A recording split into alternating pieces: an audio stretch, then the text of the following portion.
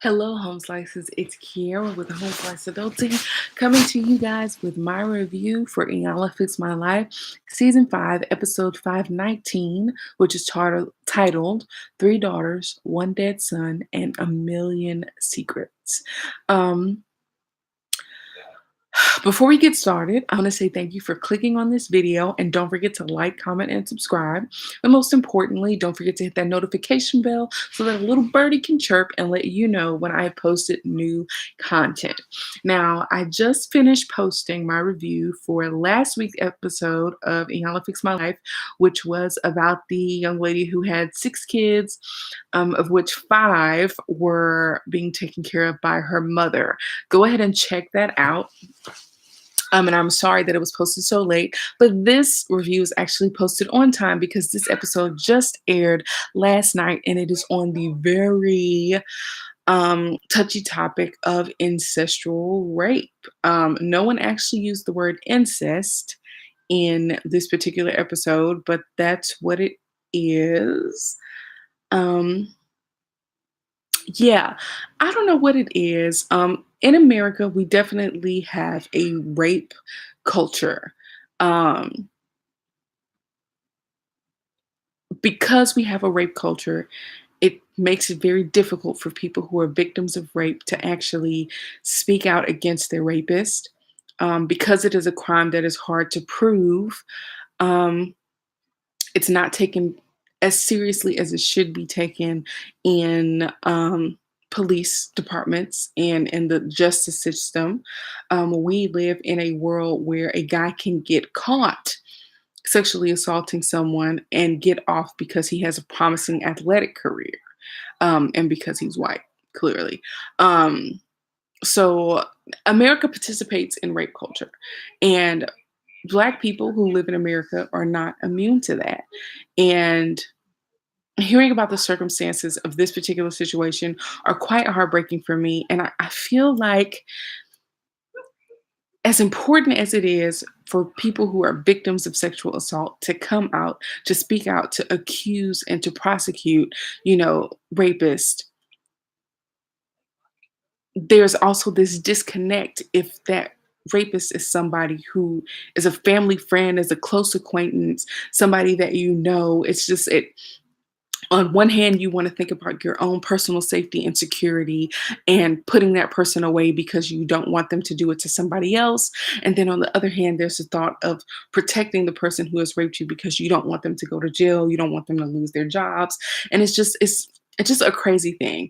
Now, for me, I have never been sexually assaulted. And, thank the Lord for that, because statistics say that 1 in 6 women have experienced sexual assault or an attempted sexual assault. And I don't fall into either one of those categories. And I don't consider that a small feat at all.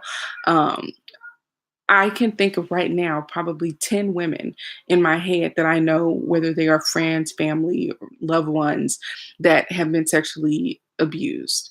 And it's just very unfortunate at how rampant it is. I don't understand why something like this is so rampant when it is so detrimental and devastating and traumatic for the victims. Um, I just really don't get that.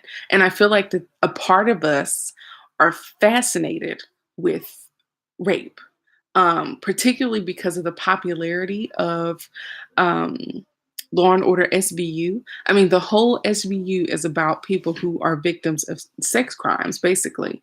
And we're just so fascinated with that particular element of criminal activity that this show has been one of the longest running shows probably in the history of TV. Um,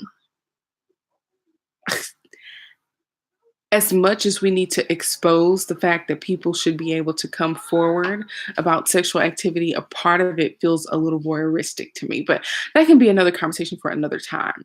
Um, Apparently, Terrell, the only son in this family of 5, there's a mother, there's 3 daughters, and then there's Terrell. Apparently, he molested the youngest daughter, Gabby. It was a family secret, even from the mother. And even though Terrell has passed away, has since passed away, unfortunately, their family has not um, gotten past this situation. So we see Iyanla talking to Keshia, who was 46 years old, and she found out that her son was molesting their youngest daughter 5 years ago, but it's still unclear about the details. Keshia found out because she overheard her middle daughter bring it up in an argument.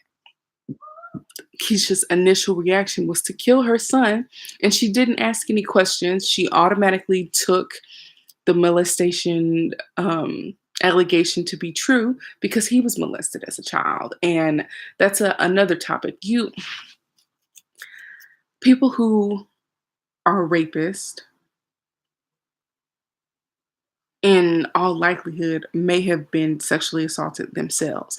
We have prisons, mental institutions full of people who have been sexually assaulted, people who didn't know how to tell somebody, people who didn't feel like they were protected by their parents, people who did tell somebody and were ignored and felt like they weren't protected. I mean, y'all, it's just so unfortunate that sexual assault is something that's almost expected in people's lives. It's just so unfortunate when you think about even the most successful people in the world. Maya Angelou was sexually assaulted. Um, I want to say Oprah was too. Not 100% sure on that. Donnie McClurkin was sexually assaulted as a boy. You have a lot of successful people. R. Kelly just came out and said that he was sexually assaulted by a family member as a little boy. And now he is a well known sex predator, you know. So it's like very hard to express how upsetting this is to me and how upsetting it should be to other people to where something is actually done about it. Um, but moving on, we find out that Keshia was sexually molested herself, and apparently it was over a number of years. They did not prosecute Terrell, the rapist, or her son, because that same week she found out that he was terminally ill with sickle cell anemia. So Keshia just doesn't know what to do, and I understand that.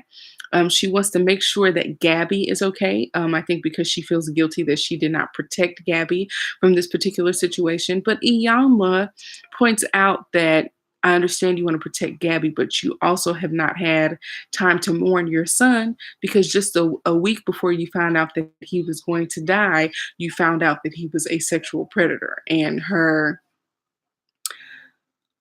view of him as her son is clouded by the fact that he was sexually assaulting her daughter. And I can't imagine how confusing and upsetting that is. But moving on, we see Iyanla Van Sant with Kanesia, who is 25, and Alicia, who is 29 years old. They claim that there are cliques in the family. And according to Kanesia, Gabby and Keshia are a clique. Kanesia feels like she has been bullied by the family, and she recounts how she found out from Gabby that Terrell raped her. She claimed that it happened when Kanesia was 16 and Gabby was 11.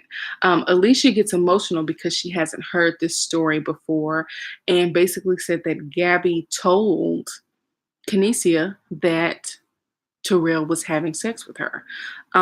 Alicia has found that because this was covered up, that she does not trust her family and she feels that Terrell should have been sent to jail. Alicia felt that Gabby should also get some counseling to help her. Kanesia said that she did not tell her mother what was going on between Gabby and Terrell because she was not on good terms with her mother. She says that her mother would degrade her and call her names about being a slut and a hoe and a B word. And according to Alicia, the reason why her mother would call Kanesia names was because they had heard things around town about Keshia hanging out with the Thoughts, and later on we figure out what that was about. So Keshia put Keshia on birth control at 16, and we later find out that Keshia was raped too at 15 years old. And so you have a family of 5 people, and we have found out that 4 of them have been sexually assaulted. How unfortunate is that? 4 out of 5 people in your family have been sexually assaulted to the point where one of them sexually assaults another.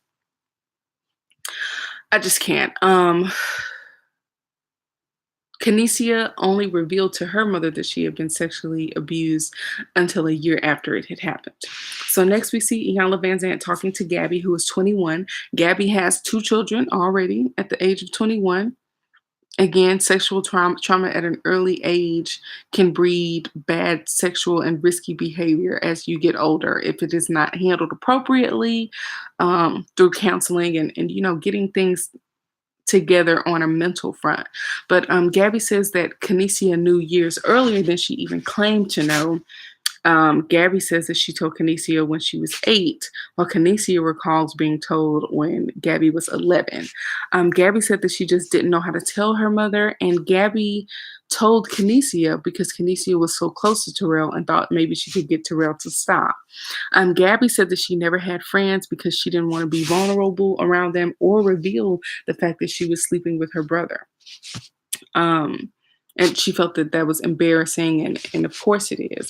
Moving on, we see Iyanla Vanzant with everyone, and she's saying that everyone has a different version of the same story. So she makes everyone get on the same side of the table, then scares the bejesus out of all of them with having, men and women run around the room, making noise, creating chaos, and then asking them to write down what they saw. It was kind of funny the way she did it, but it just came off as inappropriate a little bit.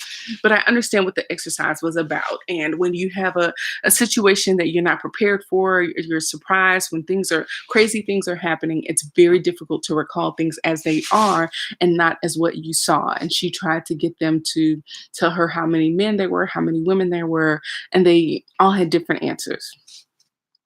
Um, So she gave them her rules for communication, and the first one was no interrupting. Apparently, Keshia is the biggest offender of that rule, and she was closest to her brother. And then this is when Iyanla feels that Gabby told Keshia first about being sexually assaulted by their brother because she thought that Keshia would stop him.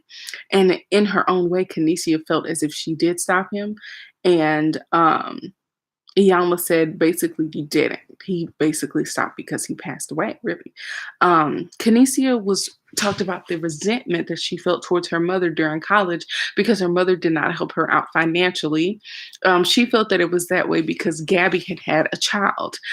Gabby gets upset and Keshia gets upset because her pay was reduced, basically cut in half, and she was afraid that she wasn't going to be able to bury her son. She didn't want to lose her house. They were sleeping in her car. She just felt upset that she could not financially give her children what she wanted to give to them. And Iyanla tells Keshia, like, while your children are telling you things about their experiences, you need to suck it up and then leave the room and go, carry out your emotional crying or whatever to yourself because it sends the message that your children cannot talk to you if you break down every time they tell you something.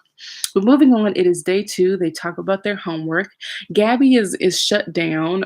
Her arms are crossed. Her face is contorted. Keshia is similar, but Keshia feels that she is looked at negatively by Gabby and her mother.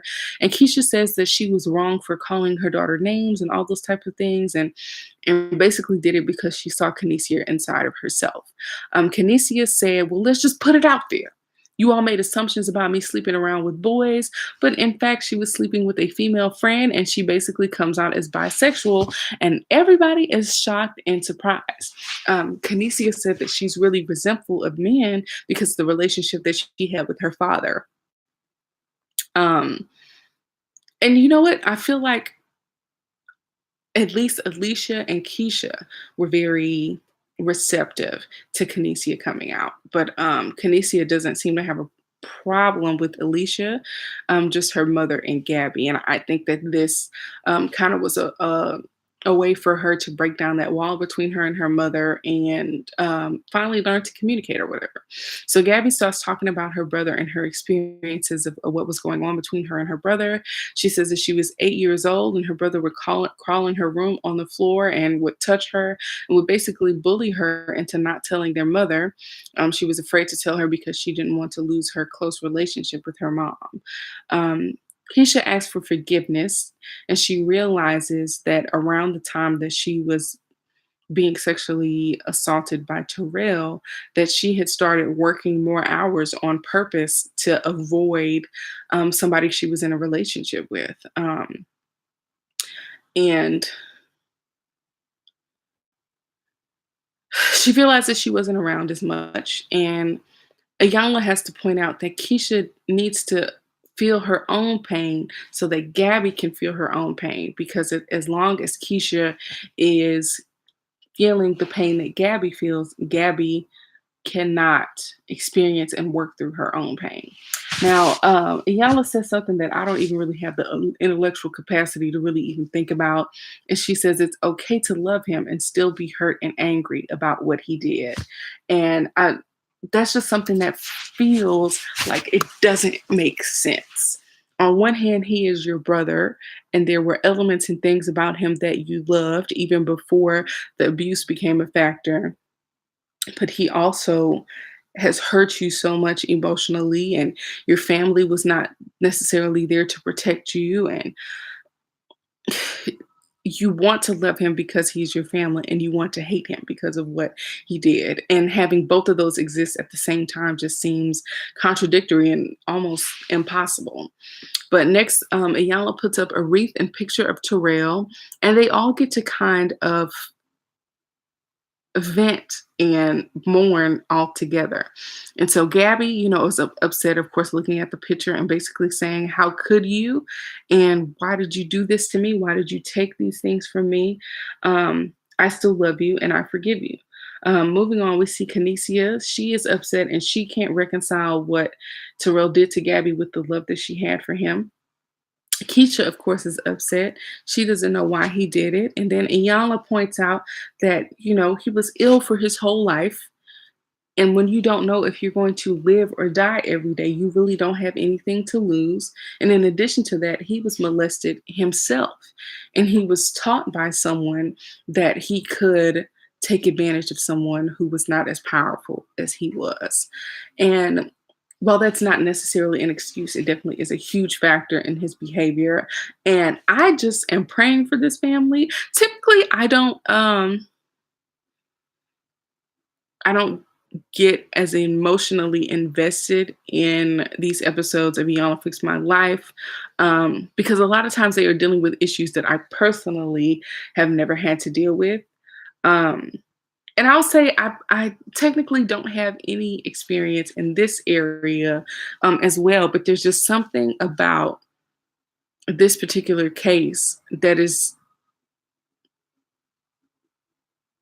makes me feel so much sympathy for this family, and my prayers go out to this family because this is just something that is just off the charts mentally when you think about it. When you think about how your son, who's been sick all of his life, has been taking advantage of your daughter. And then that same week, you find out that there's no help for his condition with sickle cell. And then 6 months later, he dies. How do you deal with all of that? And like Iyanla said, the same way that you eat an elephant is one bite at a time. And hopefully they're really working through everything. And at the end of the show, we find out that their time with Iyanla was an emotional reset for the family. Alicia and Keshia both feel better about, their family communicating. And Gabby felt that Iyanla helped to tame the mind chatter, whatever that means, but has not yet been able to fully forgive her brother. And I 100% get that. I mean, she's only 21 years old. She is still dealing with her own trauma. She has two children and she's young and she does not fully understand the power of forgiveness. And I get that. We live in a world that praises being petty, that praises unforgiveness, that praises getting revenge. And I don't think that she is old enough or has enough life experience, and the fact that she's justified in feeling hurt by her brother. I totally 100% understand that. Um, but I don't think she understands that he is dead and in the ground and has no feelings, and she is still here in emotional turmoil on this earth, and she's not doing herself any favors by holding on to that emotional turmoil. And she's definitely not hurting Terrell. So my prayer for her and her whole family is that they can forgive and move on and have a better relationship with each other, and that they can just move on with their lives. Just something about this particular episode just kind of touched me in a way that a lot of the other episodes have not. um and this is not, definitely not, I mean, if you think about all of the episodes of Iyanla Fix My Life, I would probably say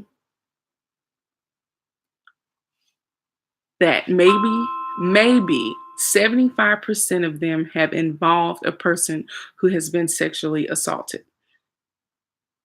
A few of the episodes have been about sexual assault itself. There was an episode where Iyanla had like 5 or 6 men who um, had been sexually assaulted as children.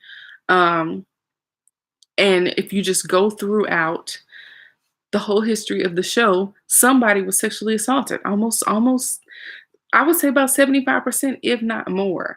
So that just goes to show that when it comes to children, when it comes to people being sexually assaulted, we need to take it very seriously. We need to make sure that all of the mental health care is there after it happens. We need to make sure that we are doing preventative things to teach our children that if somebody does something to you, then you need to come tell your parent. You need to tell a responsible adult so that we can get it handled appropriately so that children can know that they are cared for and protected. There's just so many things that go along with making sure that children grow up to be constructive adults. And if a child has an experienced trauma as from being sexually assaulted and they don't feel like they are protected, if they don't get the appropriate help, if they are not taught that the sexual trauma is not what sex is supposed to be, if we don't teach them that just because your innocence was taken from you does not mean that you are no longer innocent. It does not mean that you have to go out here and be promiscuous, or that you lost something, or that you're damaged goods. Like, we really need to be better about this as a society, and it's just unfortunate that we don't have the tools that are readily available to help deal with situations like this. And it just, I don't know. It was just something about this particular episode that spoke to me. But you all let me know what you thought about this particular episode. And peace out, home slices. I really don't have the emotional energy to talk about it anymore. So y'all have a good day. Peace out.